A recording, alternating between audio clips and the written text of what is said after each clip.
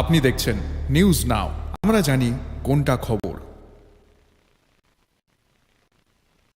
পশ্চিম ত্রিপুরা জেলার sustainable development গোলের performance পর্যালোচনার লক্ষ্যে একটি গুরুত্বপূর্ণ বৈঠক 1 আগস্ট শুক্রবার অনুষ্ঠিত হয়। পশ্চিম ত্রিপুরা জেলার জেলাশাসক ও কালেক্টরের কনফারেন্স হলে আয়োজিত হয় এই সভা। উক্ত সভায় সভাপতিত্ব করেন ত্রিপুরা সরকারের পরিকল্পনা দপ্তরের মন্ত্রী বিকাশ দেববর্মা। উপস্থিত ছিলেন পরিকল্পনা দপ্তরের বিশেষ সচিব IAS অভিষেক চন্দ্র, পশ্চিম ত্রিপুরা জেলার জেলাশাসক ডক্টর বিশাল কুমার, পুলিশ সুপার সহ অন্যান্য দপ্তরের উচ্চপদস্থ আধিকারিকরা।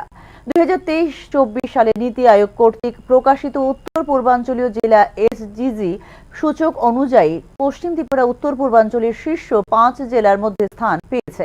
আগামীতে সকল বিভাগ ও জনগণের সক্রিয় সহযোগিতায় 2030 সালের মধ্যে 17টি SDG অর্জনে বদ্ধপরিকর থাকতে হবে আমাদের। বৈঠক উপস্থিত থেকে এই কথা বলেন মন্ত্রী বিকাশ দেববর্মা। ত্রিপুরা সবচেয়ে উজ্জ্বল সাফল্য প্রতিফলিত হয়েছে এনইআর জেলা SDG ইন্ডেক্স সদ্য প্রকাশিত SDG এনইআর ইন্ডেক্স 2.0 2023-2024 এ রাজ্যের সকল 8টি জেলা ফ্রন্ট রানার মর্যাদা অর্জন করেছেন। এই কৃতিত্ব শুধুমাত্র মিজোরাম, সিকিমের পাশাপাশি ত্রিপুরাকেই এই মর্যাদা অধিকার করেছে। বিশেষভাবে গোমতী জেলা উত্তর পূর্বাঞ্চলের তৃতীয় স্থান অধিকার করেছে স্কোর 78.79 এবং পশ্চিম ত্রিপুরা পঞ্চম স্থান অধিকার করেছেন স্কোর 77.64।